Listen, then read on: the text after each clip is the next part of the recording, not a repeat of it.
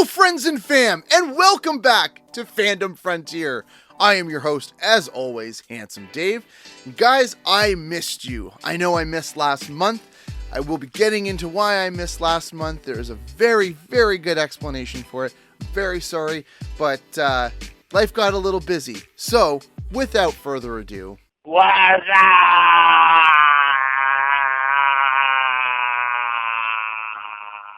What's up with you guys? I've had so much go on from June to July that I gotta get you guys caught up. So one of the reasons why I missed last month's episode was because life got very busy. Life got very, very, very busy there. As you all know, I do Every Day is Halloween. We are just finishing recording season 2 right now, and a lot of my recording availability got taken up by that because this season I'm not playing 4 characters anymore. I'm playing 8. And that's a lot. So a lot of my recording sessions, I was doing 6 episodes at a time, and we'd start at like 6 or 7 at night, and we'd go until maybe 9, 10 o'clock. It all depends on how many takes I needed to do. And it was a lot. Like last season, I think I was in everything but 5 episodes. This year I was in almost every episode but 1. So I was very busy, and it doesn't seem like a lot, especially because I do have a recording booth here. It does take a lot out of you, and I was very tired. So trying to find time to do this, and obviously on top of that, I was doing Comic-Cons because, hey, we are in summer. It is Comic-Con season. So I've worked Niagara Falls Comic-Con, and then I worked Nickel City Comic-Con at the end of June. It was a very, very busy time. And then obviously I have a day job, and my day job did start taking a lot from me physically and mentally. So I had to put my mental health first too. So between all the work I was doing and then how I was feeling, unfortunately, Fandom Frontier was a byproduct of the fallout from that, and I didn't end up doing an episode last month. I did have the plan for this episode to do in June, but there was some stuff I hadn't seen yet. There was some stuff, like I said, I wasn't feeling it. I just had to take a little break. So here I am, feeling pretty refreshed. I'm now finished recording season 2 of Every Day is Halloween. I'm very excited, very proud of that. I have my episode of Dark Side of the Ring airing this month. By the time this episode comes out, it is out. So check it out on Vice TV. It is Dark Side of the Ring season 7, episode 3 or 4. I think it's 4 because the first episode was a 3-part. But yes, I am in the Necro Butcher Samoa Joe episode. I play Necro Butcher. I am so very proud of it. All week they've been teasing little clips from it, and I'm so proud, guys. I'm so proud of this episode. It looks so good. I am excited to actually meet Samoa Joe in August. He will be at VonCon, and you best believe I will be getting something pretty cool signed. Follow me on social media, david.thorn89, to see what I get signed. I'm super excited to meet Samoa Joe. I've heard great things about him. I'm also really excited to talk this episode with him. So yeah, again, follow me on social media to see where life takes me. You can also get the updates here, guys, because I promise I will not miss next month's episode. But yeah, getting back to what I did say earlier, guys, I want to preface saying that it's okay not to be okay. Summer is especially that, a lot of us don't deal well with the heat. I don't know about some of you, but sometimes the heat does affect my mental health. I was at work not too long ago during that heat wave, and I felt it really perking up my anxiety. I didn't have any water on me at the time. I was hydrated, but because I didn't have any water, I was starting to have a bit of anxiety, and it made me feel a little anxious and a little not okay. And guys, like, I have to tell you, it is okay not to be okay. What's not okay though, is, sometimes you have loved ones in your life or friends, family, anything that do reach out to you and do want to be there for you. Try and let them in. Okay, as words of Bray Wyatt, let them in. You know, it is very, very important, guys, that to acknowledge that when you're not okay, you can admit that, because that's the first step to saying, hey, I'm not okay, but I don't want this to last forever. So guys, it is always important to have a support system. I'm happy to be your support system. If you're not okay and you need someone to talk to, always feel free to reach out to me on social media. I would much rather hear your voice than see something bad happen to you. So guys, at the very end of the day, we live in a messed up society. We deal with a lot of external factors that make us not feel okay. And at the very end of the day, it is okay not to be okay. And that still doesn't take away from the legend that you are. Don't let that get you down. But if it does start to get you down, please know there is always someone to talk to. Me being one of them. So guys, we got tons of news since June to talk about. One thing that I am super excited to talk about, X-Men 97 Season 2. Holy crap, is it good. At the time of filming, episode 5 was just released. I don't understand why people don't like 5. Apparently, across the board, it's just been getting mediocre reviews. I think episode 5 was fantastic. Obviously, I will not go into spoilers because for me, I always save the episode till Saturdays. I know they come out Wednesday, but I have a Saturday morning ritual where I will treat it like I did the original series. I will sit down every Saturday morning with a bowl of cereal in my PJs and put on 97. And something about that is just not only just nostalgic for me, but it's great. It's a great way to experience it. But I know a lot of people were very worried about when the original director of X-Men 97 Season 1 was let go. I can tell you right now, after episode 5, there is no reason to be worried. It is in excellent hands. It is just as good, if not better, than Season 1. Maybe not, but I mean, it's like neck and neck, guys. Like, Season 2 is excellent. I am a personal big fan of X-Men. X-Men is probably one of my favorite Marvel properties, but one thing that I do love about the X-Men are all the different teams that are associated with X-Men. You have New Mutants, you have X-Force, X-Factor, you have like Excalibur, like you have Alpha Flight. Alpha Flight's one of my favorites. Canadian X-Men, you gotta love that. You know, you have all these separate teams, and in Season 2, they are showing 3 different teams of X-Men, but they each get their different intro with that same iconic rift. And I gotta say, what a nice welcome touch, especially if you are a longtime fans of the Jim Lee, Chris Claremont 90s style X-Men animation. It is just like chef's kiss, guys. Like, I love it. I love it so much. I eat it up. Plus, I love it because this is another way for a younger generation to finally meet the X teams that we grew up with, and in the best way possible through X-Men style animation.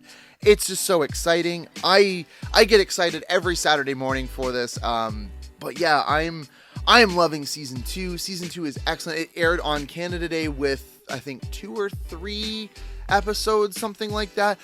What a great way to kick it off, though. It was awesome. It showed all 3 teams. It set up the stage for Season 2, and we got a long way to go, and I'm loving it. I think it's great. I can't wait for this Saturday. I mean, it's Sunday right now, but Saturday just passed, but next Saturday, I'm excited to see the next episode. We got tons of Resident Evil news this past couple months, and like news that I'm excited about, guys.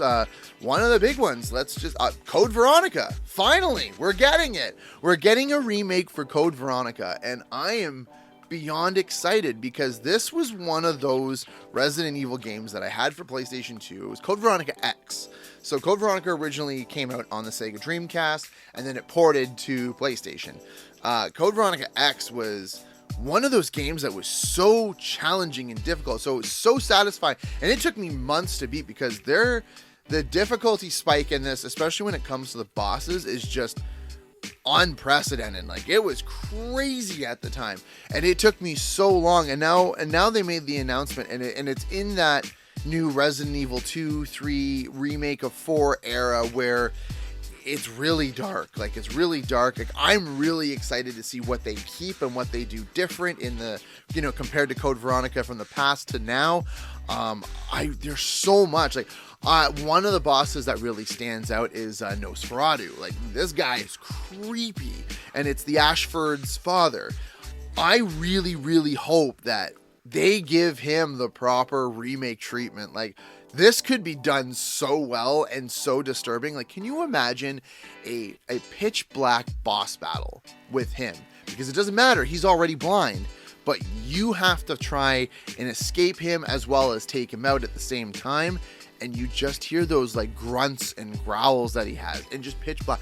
I think that would be a great little, tweak, because again, when you fight him, you're on top of this like helipad in the middle of the Arctic, and it's like really white out, and you lose track of him because of the snow, which again, in the original, awesome. But like with the darker tone of the remakes and 9 and everything, I think swapping that out and putting him in the pitch black, and you kind of have to use the whole echolocation thing to find him. I don't know, guys. Let me know what you think, what you're excited about for Code Veronica. I think that would be an awesome little tweak to the to an iconic boss battle. I think that would be so cool, and I'm so excited to see what they do with it.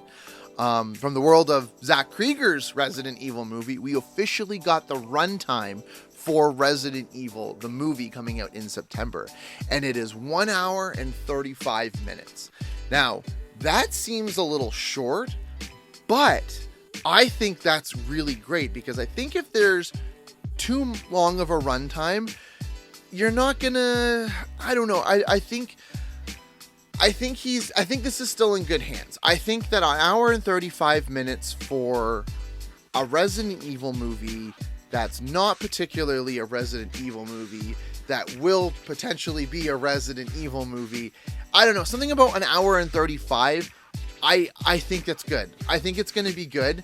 I know a lot of people are really angry about this, because realistically, that is a very short runtime. But I think that that's perfect, because with Zach Krieger's style of filming, even if it is a slow burn, I think we're going to get a very true, unique Resident Evil experience, especially in that short amount of time. And I don't think we're going to get as much filler as we kind of did, especially with the original run of Resident Evil movies. Now, that's not saying anything bad about them, because again, guys, those are some of my favorite movies. I love the Resident Evil movies. They are my guilty pleasure next to Fast and the Furious. I just, like, I know they're bad, they're horrible, but I just love them. I love them so much. And I think this true horror take on Resident Evil that Zach Krieger is doing, especially post-Weapons, I think this is going to be great. And when I saw the hour and 35 runtime, that didn't even faze me. I think that's great. I think we're going to get less filler, more atmosphere, and more straight to the point. And I can't be more excited. I know there's a lot of naysayers out there, guys, and they're allowed to say nay. Please keep saying nay. But I, for one, am extremely, extremely excited about this. And this is perfect, because this also has to do with tonight's episode. So we are not done talking about Resident Evil, the new movie, but we will talk about it later. So before we jump into tonight, it's just perfect, because when I did the Warhammer episode in May, shortly after that, jumping into June, there were tons of Warhammer announcements. Not to mention the release of 11th edition, the Armageddon box, that's been released. I personally would love to get it eventually, because again, I do love Blood Angels, I do love Orcs, but I did make a promise to my wife before I buy any more Warhammer. I will finish painting my Wall of Grey Shame right now. And if you don't know what that is, that's once you put the model together, they're just like this flat gray color, and you got to paint them.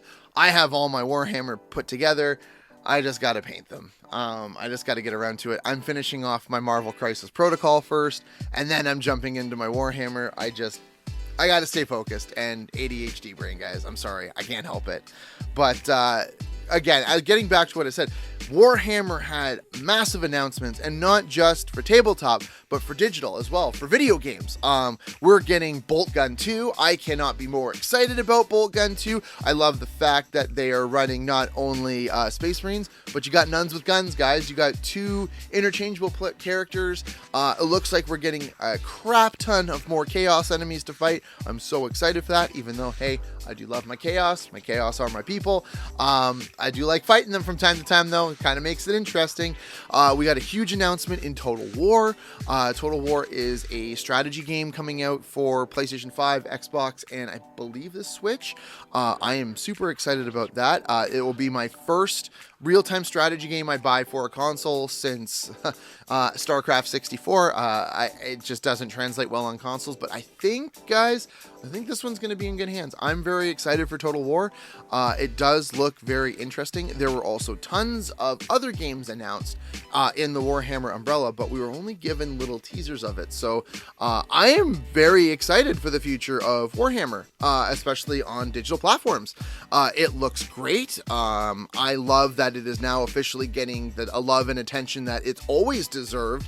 And I hope more people get involved in Warhammer, and this is a great way. Again, guys, I highly recommend Bolt Gun. Bolt Gun is a great game. You can pick it up. It's a first-person shooter. It's just a fun little Doom-style 90s, really choppy graphics shooter game that you can pick up on all platforms. I do recommend Demon Gate. Demon Gate's great. Chaos Gate or Demon Gate. I can't remember what it is. It's where you play as the Grey Knights and you fight the forces of Nurgle. That is a really great turn-based style strategy game. I do love it as well. This is, like I said, guys, this is an excellent time if you were always curious about Warhammer to jump into the Warhammer universe. There are tons of things you guys can jump into. Again, check out the PlayStation Network in their Warhammer section. Always check out Space Marine 2. They just started season 2 of Space Marine 2. It looks great. I can't wait to dabble in that. I am just finishing up a couple games myself right now.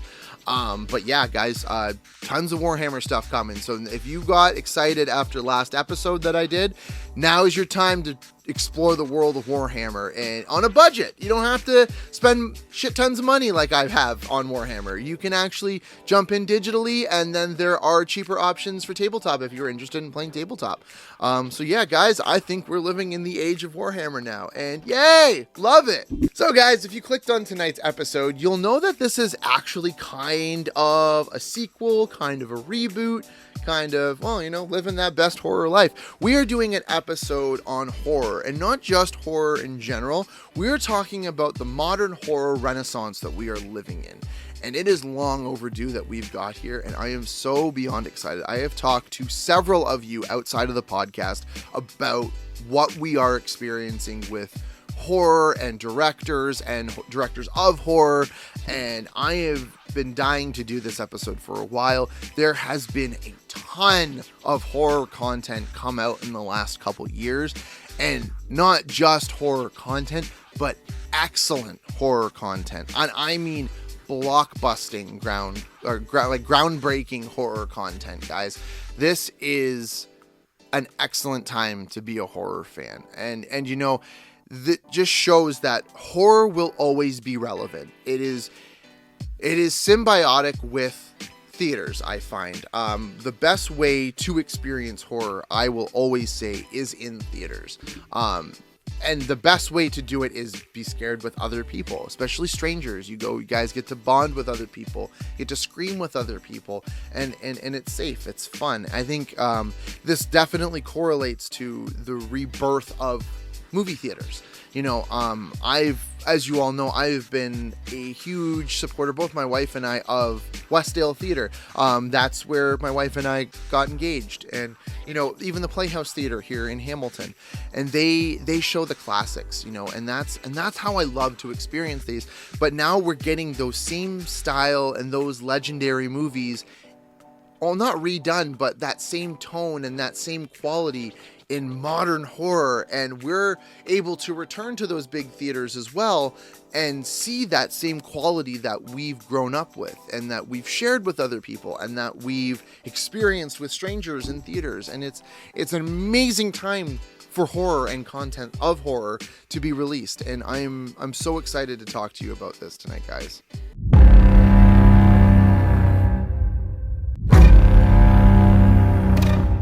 So yeah, guys, the modern horror renaissance. When I say that, what do you think comes to mind? And please chime down in the comments what you think. For me, as a horror fan, I have watched horror go through several evolutions over the last couple years, and also like it's kind of grown with me, and my likes have changed quite a bit. And it's interesting to see horror and how it impacts theaters, for example. So for a time there would be the odd movie that would come out, be like, oh, I'm kind of interested in that, and we go see it, and it would be okay.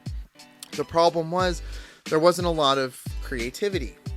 You know, there'd be some good parts, but a lot of this I could relate back to a different movie. You know, like it just felt like, oh, I'm going to take this part from this movie and this part from that movie and combine it and then bridge it with this part from this movie. And, you know, and it wasn't even subtle, you know, it just felt like an amalgam, which isn't a bad thing, because again, that's also what we call inspiration, right? An homage. But there's a part where you kind of seen it already. You know, it kind of goes stagnant from there, and it's not enjoyable as it used to be. So with the modern horror renaissance, what I'm getting at is we're seeing a return to originality. And this has actually slowly been happening for the last 20 to 12 years. So we're going to go through a little bit of a timeline and how we came to be where we are today with horror and this modern horror renaissance. So strap in, guys. This might be a little boring, but it needs to be said, because at this point, like, this is an amazing time to be alive for horror fans and lovers of horror, or if you're interested in jumping into horror, this is an excellent time to do it. And we're gonna start back right in the good old age of 2002. This is very subjective, I will say this. I've done a lot of research into this because I have my views, but I also want to make sure I get a lot of this right. So I did some digging prior to, and a lot of fingers and a lot of people point to 2002 being the beginning of the horror renaissance that we are currently experiencing. And that started with a little film called 28 Days Later. Now, I personally love 28 Days Later. It is one of my favorite horror movies. I don't want to necessarily call it a zombie movie, because a lot of the people in it aren't dead, they're just infected. And Danny Boyle's original movie, Resident Evil, Jesus.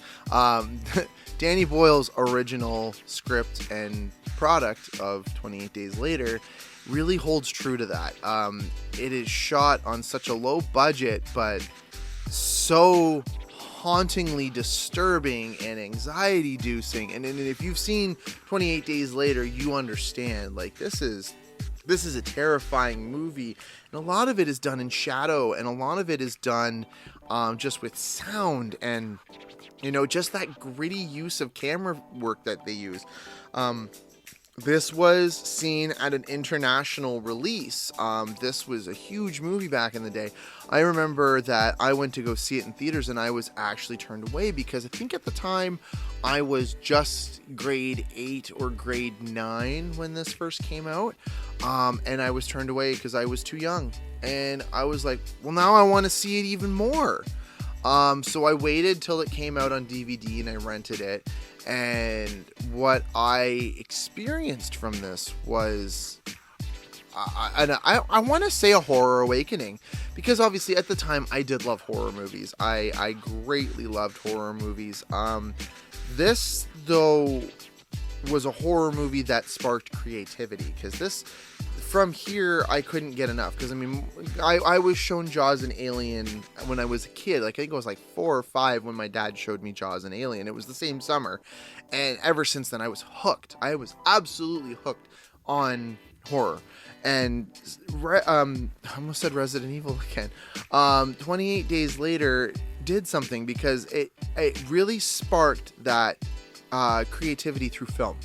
I watched 28 Days Later not with a, oh my god, I'm a horror junkie mind, but hey, I kind of want to pursue film and something in film.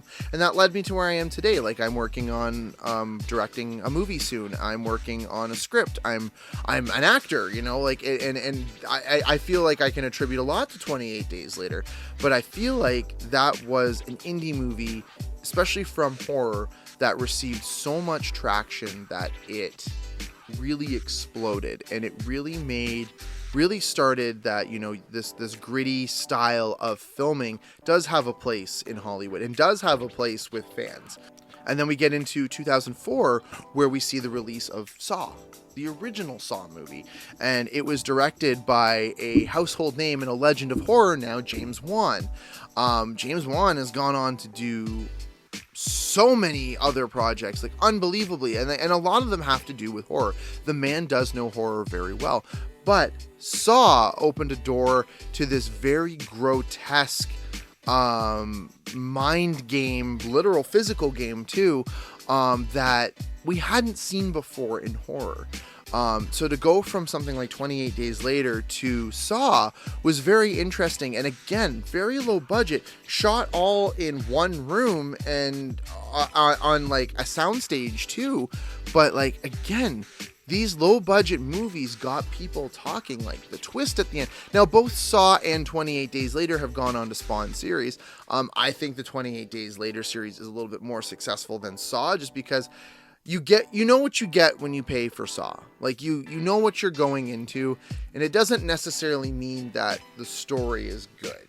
The story's kind of got bland after 4, because then, like, how many people can you have involved, right? Like, and then with 28 Days Later, it went to 28 weeks later, and then 28 years later. They skipped months, which is unfortunate, but, you know, like, there's this steady progression over time. And it is yielding very good results, but it all started with these 2 indie films for sure. Back to what I said about Saw there, it was a very low budget, and it made almost triple what it put into this film. Like, it was amazing to see, and you had fairly large names, like you had Danny Glover, you had Carrie Lewis, you had Monica Potter at the time, like, you know, like it was an excellent cast, and it was just such a low budget movie, but it made triple what it put into it, and it was an excellent source, an excellent way to say that horror is still very relevant. Like, you know, you had all, like, in the past, you had all the slashers, like the 7, 8, 9, 10 movies that they do, and they keep coming back after you, like, freeze them, blow them up, like, you know, all this stuff.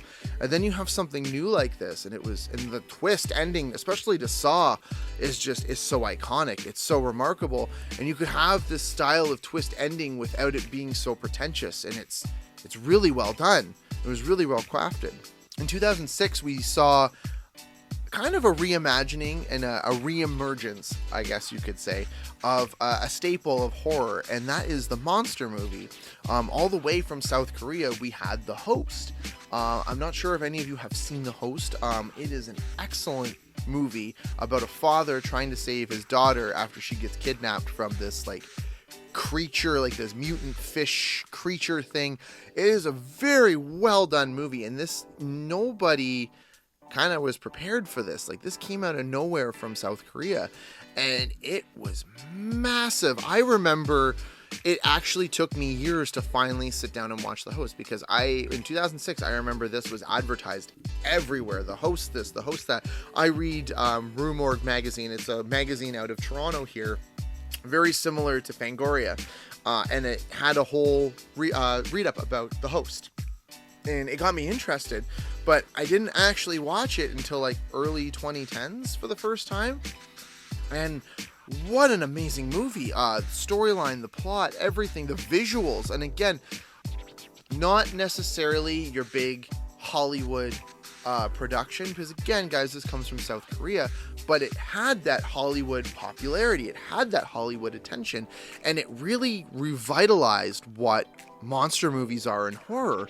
And, you know, trailing off the coattails off of 28 Days Later and Saw, like, it was a nice little alternative to horror, because again, it wasn't what we're used to. It wasn't a slasher, it wasn't a paranormal entity. This was just a giant mutant creature wreaking havoc in South Korea, kidnapping people and eating people.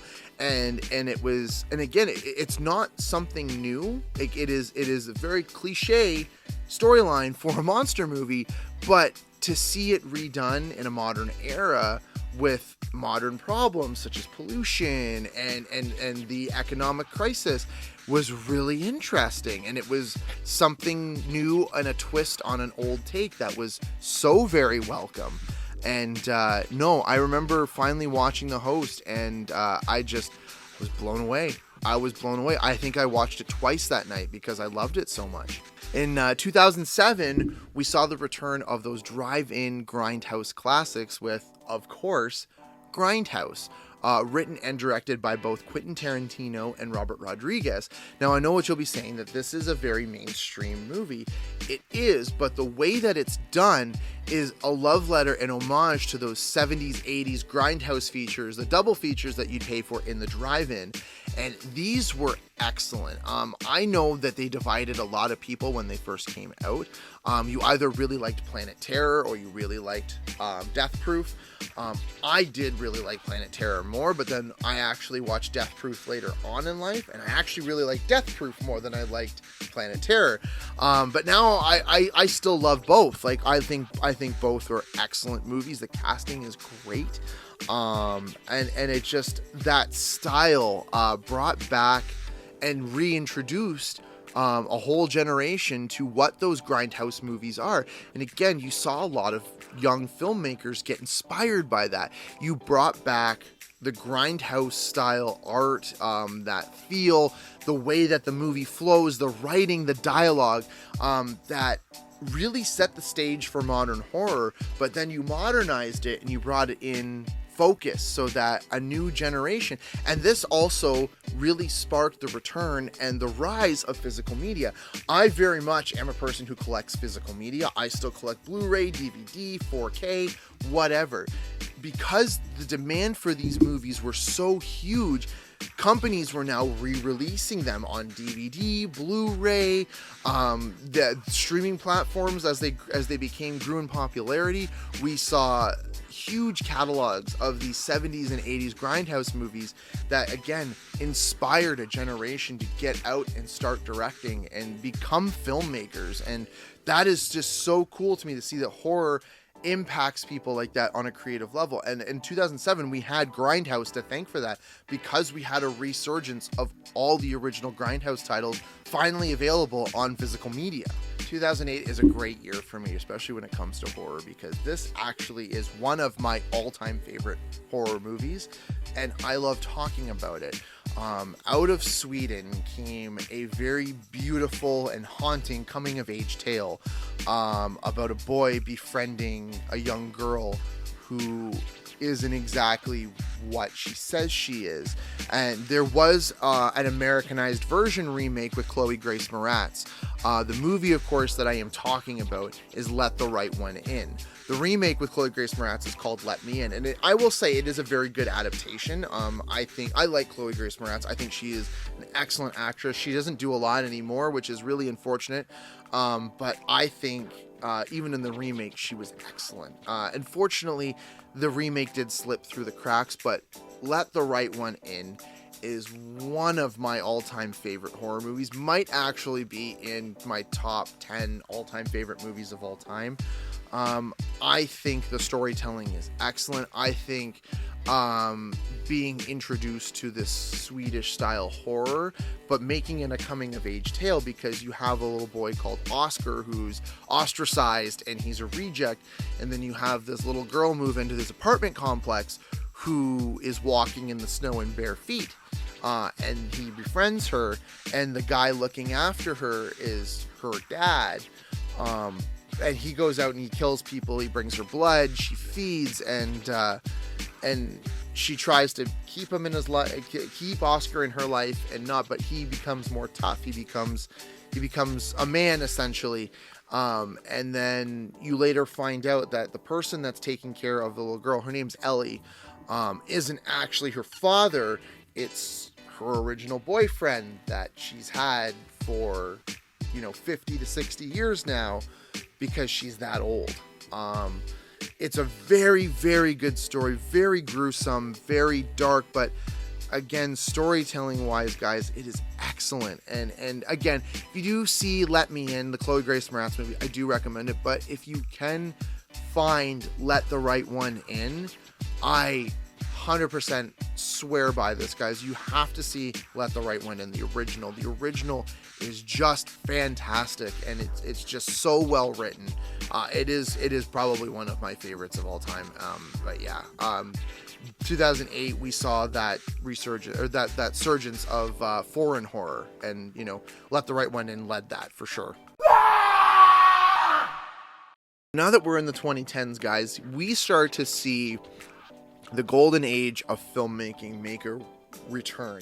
Now, the problem with a lot of these movies is because of this time frame, a lot of these movies did go under the radar because they were going up against big titles like all the Marvel movies. They were going up against Star Wars. So when they were released in theaters, you didn't really hear about them that much, which is a shame because a lot of the movies I'm about to talk about from 2013 all the way to 2020 are just incredible, and they do deserve a visit. If you haven't seen them, I do highly recommend that. But again, this is leading up to present, but for now, the 2010s, we saw some remarkable movies from some remarkable filmmakers, and we also saw the rise of incredible production companies at support artists that support the indie horror scene, and we got some amazing horror that unfortunately, like I said, did slip under the radar. So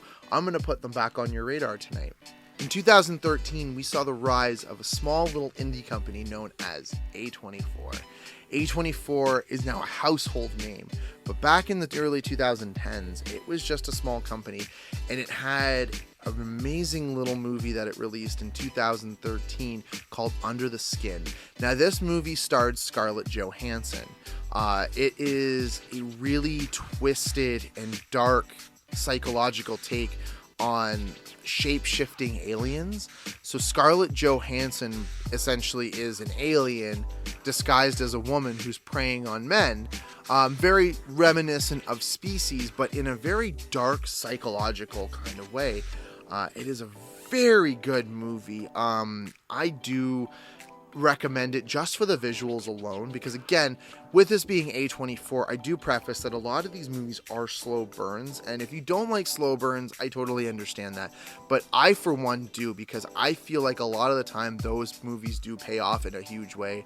And there's just this haunting scene of this black pool with Scarlett Johansson, and she's removing her skin, and guys, it is visually unsettling and just remarkable for its time. And honestly, this really set the stage for A24, but more about them later.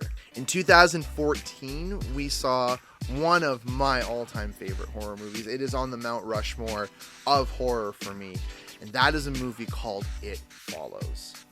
It Follows is one of those, and again, very similar to Let the Right One In. It is a coming-of-age movie. It talks about, there's no other way to describe it. It's an STD ghost, guys. I'm not doing it justice because, again, the way the movie is done is so unique and so original. But basically, it centers around this group of teens. They're just growing up. They're just about to graduate, and they're exploring themselves. They're going on dates and sleeping with people. And the main character, she ends up sleeping with this guy, and then he knocks her out, and then he tells her, whatever you do, don't let this thing come to you. He's like, I'm so sorry, I have to pass it on. And then he tries to help them as the movie progresses. I don't want to get too much into it because it is very good, but when you sleep with someone, you basically pass this curse on to somebody, and this entity starts to come towards you. And it could be someone it's usually someone this thing has taken, but it is really dark. It is sometimes very funny, but it is so well done and so original, especially for its time, that it really does set the stage for the horror renaissance to come. It unfortunately, because of the time it came out, and it did fly under a lot of people's radar, but even today, It Follows is still talked about and is still revered as an excellent, many people find it as their favorite horror movie, and I'm one of them. I absolutely do love it. And at the time, there really wasn't any A-list actors. There was all just a young cast. It was all a bunch of people, a bunch of kids no one heard about, and all of them were excellent. The main character has gone on to be in another movie that we will talk about later. I always butcher her name. I think her name is Malika Monroe. I apologized if I butchered that, but she is an excellent actress, and she's in another movie we are about to talk about later on. 2016, we saw a movie that garnered a lot of negative response at first, but it really sits with you. And I saw it after it came out, and I was so excited to see it, and it didn't disappoint. The movie I am talking about is called Raw. Raw is a very, very unsettling movie. I don't want to spoil it because a lot of people here, I hope, will go see it because it is definitely unique. It is about a vegan who graduates, goes on to college, and is under a severe amount of stress, like as we all are, especially in that transitional time in your life. But she's under so much stress and peer pressure, she becomes a cannibal. I know it sounds so ridiculous, but watching this movie is such an unsettling, anxiety-inducing trip that a movie caused. And I think personally, it should be watched and it should be studied just for that alone. This appeared in Sundance of 2016, and the attention it garnered, people were getting sick in theaters. And again, you hear a lot about this. Like, you heard about this during The Exorcist. You hear a lot about this with modern horror. And, it is a tale old as time. And especially because they do this to drum up talk. But this movie actually caused people to be sick in theaters, and I knew which part it was. But there is a lot of visuals in this movie that are unsettling, that do sit with you, but the story is so good. I found that in 2016 and in 2017 when I finally saw it, there was definitely a rise in a lot of my friends and a lot of friends that I knew that went to college that were having such severe anxiety that were heavily medicated for it. And I found that this movie was so, other than the cannibalism, was so relatable for it. And it just, because again, it's in that 2016, 2017 era, it flew under everybody's radar, and it got a lot of, unfortunately, negative attention. But hey, any press is good press. And again, when I watched it, I haven't watched it since, and I'm overdue to watch it again. It is from France, Belgium. So it is an international movie, but it does really sit with you. You watch this person try to battle her anxiety and try to battle her mental health, but slowly succumbing to it. And it's uncomfortable, but it's so realistic and so well done, despite the cannibalism. But it's so well done. It's words I never thought I'd say on this podcast, really. Now, as I've mentioned, 2017, we saw an introduction, a director that needed no introduction because of his work in comedy, make his first steps into the horror genre. And of course, I am talking about the legendary Jordan Peele with his introduction of Get Out. And Get Out, guys, I love Get Out. It is so good. It has so much Jordan Peele comedy in it, but the moments it becomes that thriller horror, it really knows what it's doing. It doesn't feel forced. It doesn't feel like, oh, hey, we're watching this comedy movie and now there's sprinkling of horror, or there's this horror movie with a sprinkling of comedy. No, everything kind of blends together perfectly, and it is just such an uncomfortable movie that deals with haunting visuals, that deals with hypnosis and really creepy surgery and a topic a lot of people are uncomfortable, racism, and it's subtle racism at that, and it's just it's so good. I regret not going to the theaters to see this. I did see this when it was on home release because I did buy it. I'm like, I bought it right away. I knew I was going to enjoy it regardless before seeing it. So I bought it, and honestly, I have been a massive Jordan Peele fan. I have loved almost every project he has done, from Us to Nope, to his run on the Twilight Zone. He did a 2-season run on Twilight Zone, and unfortunately it stopped after 2, but I loved it. I thought it was great. I always get excited when I see Jordan Peele movies because I always feel like they are going to be, I know what I'm getting into and I know what I'm getting, and so far they haven't let me down. The only one that I will not ever mention because I really didn't like it was Him. That one came out last year and it just wasn't that good. But it also didn't feel like a Jordan Peele movie either, which sucks because it had Marlon Wayans in it. But it really kind of dissociated itself from a lot of those movies, and it was interesting. But yeah, I loved Get Out. Get Out of 2017 was definitely a standout film, probably one of the best horror films of 2017 for that. So to wrap up the last of the 2010s, from 2018 to 2020, we saw the massive rise of A24 in a huge way, guys. We saw hits such as Hereditary. This film was the one that kicked it off, and it became massively popular. Its trailer was so subversive, and you didn't get a lot from it. You didn't know what it was about. Then you go and see the film, and you're like, oh god, this is so creepy, but so amazing. From there, you had in 2018, you had Midsommar. And Midsommar, I personally, I think Midsommar might be one of my favorites. I love Florence Pugh. And this is Florence Pugh pretty early on in her career, but this film is just, it's daylight horror. I am always a huge fan of films that decide to take a chance on daylight, because daylight can be just as frightening. And a lot of the horrors happen during daytime, and I love that. And there's a lot of visuals, there's a lot of things that they put into this film to induce anxiety and to induce making you feel uncomfortable as you watch the film, but you don't know why. And if you pay attention to the background, you'll notice after they take drugs, you'll notice things like the backgrounds will subtly pulse.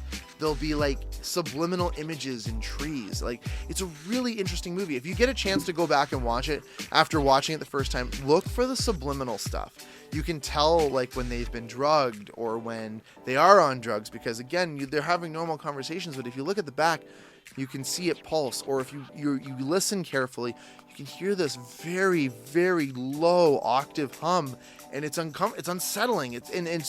It's a remarkable way to look at the science of filmmaking and what that does and what they attempted to do, and they knocked it out of the park.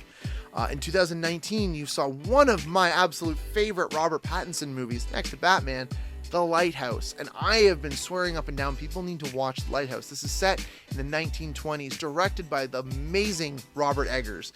He's gone on to do Nosferatu, The Northman, and soon Werewolf this year. I'm so excited for Werewolf. But back to The Lighthouse, it is set in the 1920s about two men manning a lighthouse in the middle of the, I think it was the Atlantic Ocean, and it's about their descent into madness. And guys, I love Willem Dafoe.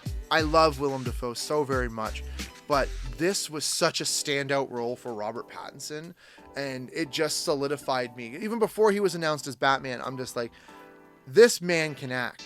Like, this man can act, and I need to see more of Robert Pattinson's project. And over time, Robert Pattinson has become one of my favorite actors, and there's no joke behind it. He's just an excellent actor, and I think he's great. And Lighthouse is a tribute to that. Like, if you haven't seen Lighthouse, it is now streaming on Amazon Prime. I do highly recommend The Lighthouse.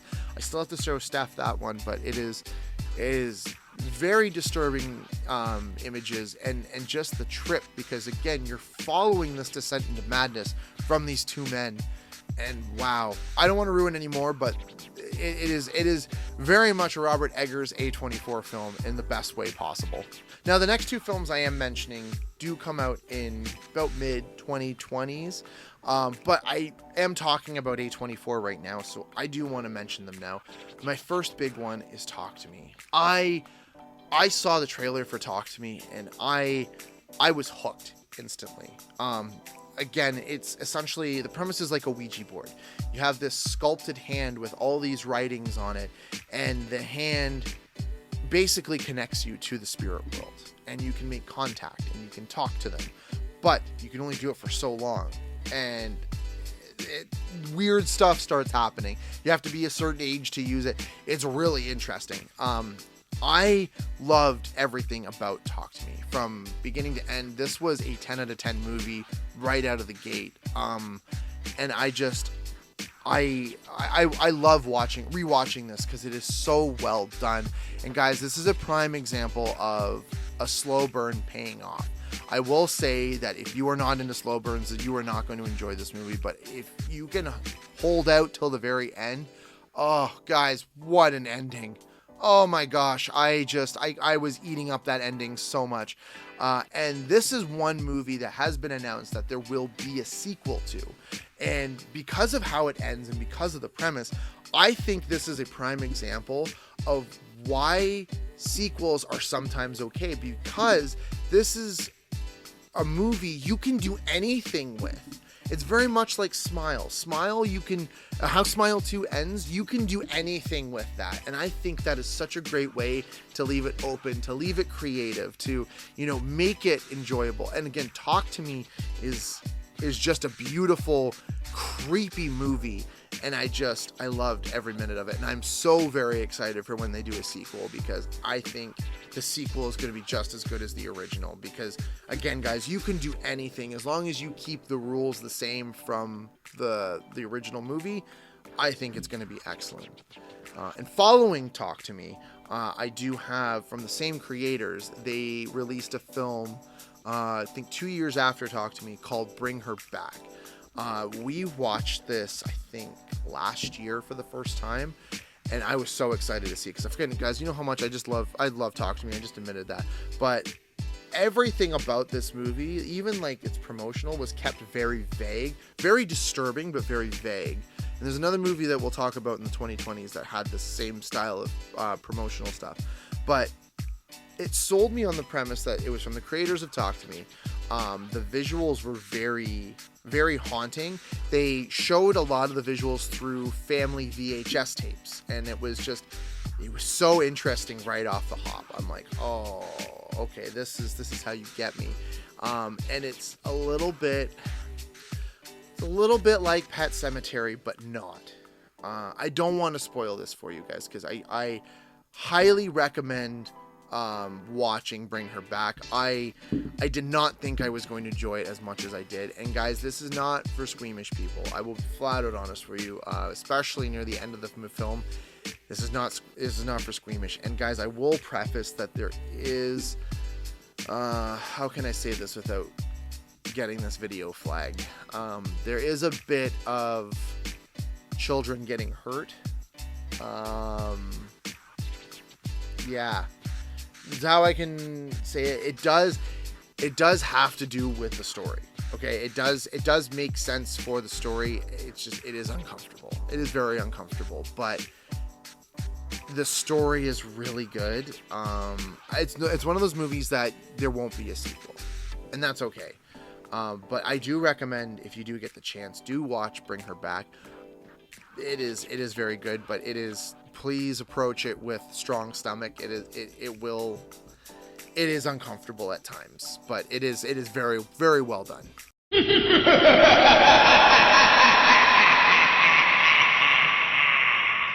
Oh, the 2020s. Now that felt like a horror movie all in itself, didn't it, guys? I mean, we had the pandemic, we had all of the movements and the political violence and the political outrage that we're still living to this very day.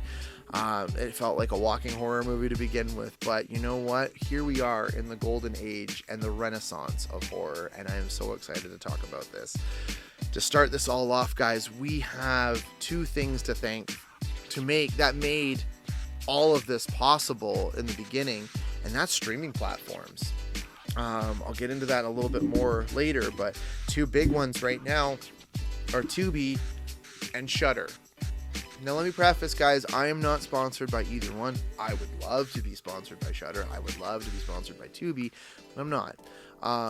They made having horror accessible and such obscure horror accessible in the most easy way. And it was great because we were seeing films that we talked about, but we couldn't find anywhere because, again, there wasn't a physical release yet, or there wasn't any plans to physically release it, but releasing it on a digital platform made it available for us to stream for free at home. And it saw the rise of the modern filmmaker. It saw streamers commenting on that. And with Shudder, they went on and started their own production company. And we got a lot of great films that are Shudder exclusives because of that. In 2024, we saw the return of the most iconic staple of all horror, and that is the slasher. Because of this, we saw a unique take on a slasher movie that is now spawning a sequel. I'm super excited for the sequel. But it was such a unique experience that hadn't been done before, and it was all filmed in Canada. And I am, of course, talking about In a Violent Nature. In a Violent Nature is such a unique trip of a slasher film because the entire film is shot from the perspective of the slasher. Johnny is essentially like Jason Voorhees. He was killed. It was like an accident. Some people weren't watching it. He wears like this 1920s style like fire brigade like helmet and everything. It's really creepy. And the entire movie is basically shot over the shoulder of Johnny as he's walking and stalking his victims. And it is all filmed in the Kawartha Lakes here in Hamilton. Actually, my bachelor party was, little did they know, actually was held about 20 minutes from where they were filmed, and where this movie was filmed, and I loved it. Like, it was so crazy and such a great trip. And honestly, we got one of the best kills ever. I don't want to ruin it. It is an iconic kill for slasher films, and if you guys have seen it, you know what I'm talking about. And the fact that they did it all practically too, oh, chef's kiss. Practical effects over VFX any day, hands down. Another one that we saw from Shudder, and this is going back to 2022, I forgot to mention this one, is another one of my favorites. It's called Skinamarink. It is a micro-budget film, and it is an ultimate Rorschach test. So, I watched it with my wife. I bought it on Blu-ray because I knew I was going to like it. I was very interested in it. The trailers made me feel very unsettled. But the absence of actors, you just hear them and maybe see them walk past every once in a while, is so interesting. And after we finished watching it, there's a couple of jump scares in it that really, really got me. And after we watched it, both Stephanie and I had to Google it, and there's such a conversation about what this is. Like, are these kids in purgatory? This whole thing takes place where this family is slowly separating. There's these two kids. One of them has a head injury, and the parents aren't really happy about it, and they're not really speaking. But the whole film focuses on these two kids. They're up late at night, they're watching cartoons in the dark, and weird stuff is happening around the house, and a lot of the TV static gives the film light. Again, very interesting take on this horror movie, but a lot of people are pointing to the fact that they're in purgatory. They're thinking that this kid that has the head injury at the beginning is dead, and this is just him playing out him going over to the other side. There's some other stuff too. It's a really interesting movie. It is on Shudder. I do recommend it, but it is not your typical film. I'm going to say that right now. You might be watching and be like, what the fuck am I watching? I watched it, and I love when people take gambles and it pays off, and this was a prime example of a gamble paying off, and I loved it. Jumping back to 2024, and especially with the slasher genre, we saw the introduction of a very creepy style of slasher, and that is Long Legs. Long Legs, to me, hooked me through its viral marketing campaign because it's done through like ciphers, very Zodiac style, but with like a demonic satanic vibe to it. You saw Nicolas Cage step into the role of Longlegs, almost unrecognizable, and he became this creepy killer. The film itself has very, very striking Silence of the Lambs vibes to it, meets a supernatural element that kind of feels like Silence of the Lambs was missing almost. It was unsettling. Nick Cage was just phenomenal in this movie. He was very creepy. And then Malika Monroe from It Follows makes a return, and she plays the special agent who has inherent psychic abilities and that the FBI is kind of using. It's a really good story, guys. A way it's shot too.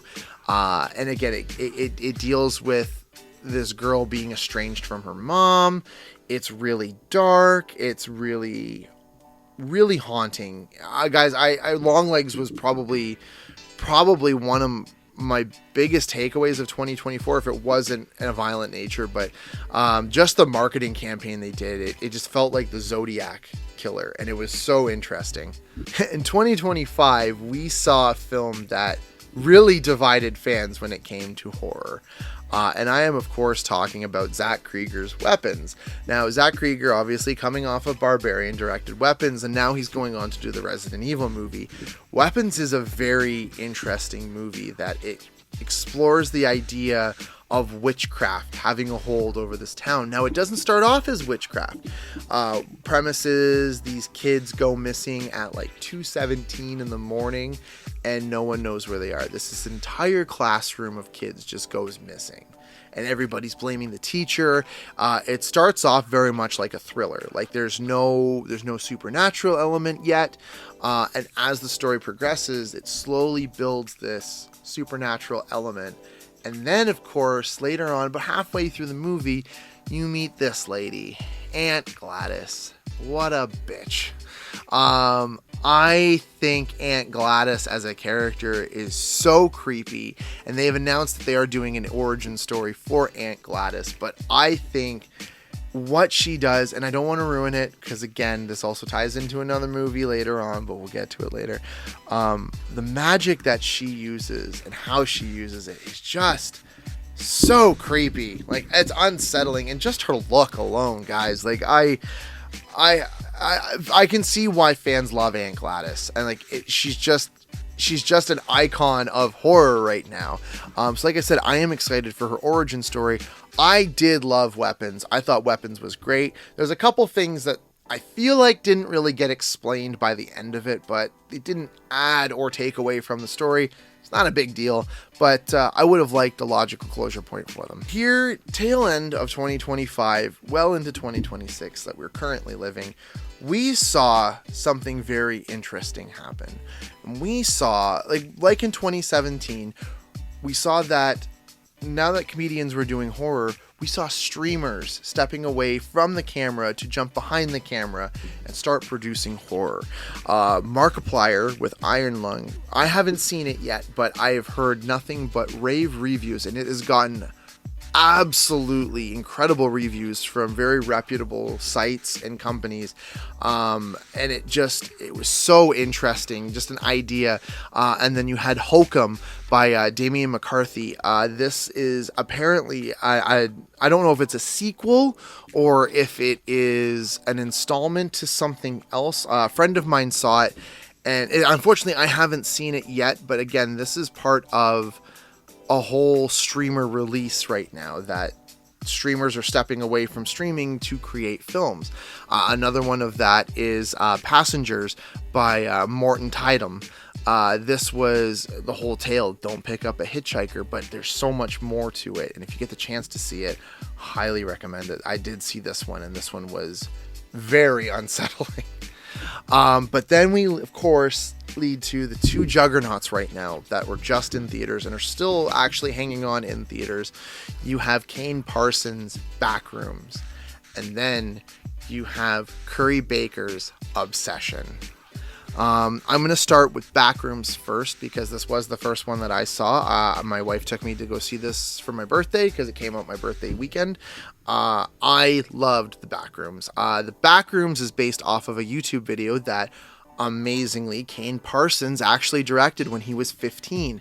It is about this world between worlds of endless hallways and tacky 80s yellow wallpaper, and just you could walk forever down these hallways and it doesn't make sense. There's just it's like a world between worlds that just fills the space, and there's these creatures there that try to kill you and eat you, and then there's this company that's experimenting with the Backrooms for potential infinite storage for this world, and it's such an interesting concept. And when A24 announced that they were going to be doing the Backrooms, I got so excited, guys. I thought this was the perfect company. And then they announced that Kane Parsons himself would be directing the Backrooms movie. Oh, guys, I could not follow this movie any closer unless I was on set, which unfortunately I wasn't. But the release of this movie was everything I wanted it to be, and then some. It didn't keep the same creatures from the YouTube video, and I'm kind of really happy about that because the movie itself centered around more of a psychological aspect as opposed to a jump scare monster aspect like the original YouTube channel had, but it had a lot of those elements that really made it feel like it was part of that universe. I loved the central focus of us battling loneliness and essentially loneliness through claustrophobia, and that's what the Backrooms were. It was such a great film, and I think I said every 10 minutes on my drive home with my wife, I'm just like, I loved that movie. Like I couldn't stop talking about how much I loved this movie.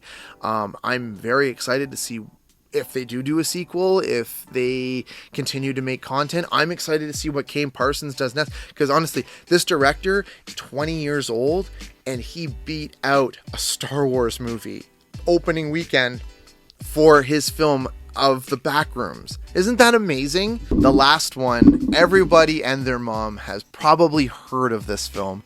That is Obsession. Obsession is, well, everybody's obsession right now. It deals with, and it hits a little close to home. I've had a bad relationship in the past that's been very reminiscent kind of this, but yeah, the premise of Obsession is careful what you wish for, obviously.